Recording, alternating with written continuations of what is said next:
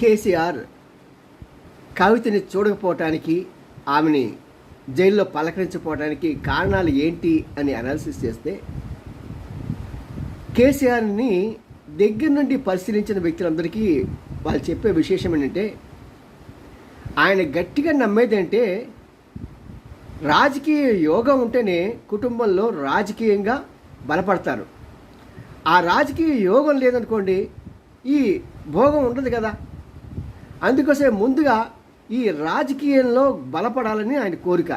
రెండవది, అనవసరంగా ఈ లిక్కర్ స్కామ్లో వేలు పెట్టి ఇరుక్కుంది అని తనకి ఎంతో చికాకులు తెచ్చింది, తన అసెంబ్లీలో ఓడిపోవడానికి కూడా కారణం కవితే అనేది ఆయన ఫీల్ అవుతున్నాడు.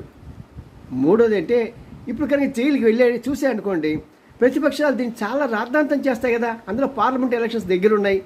ఈ మూడు కారణాలే ముఖ్య కారణాలు ఏమో పాపం కవితమ్మ గ్రహించాలి.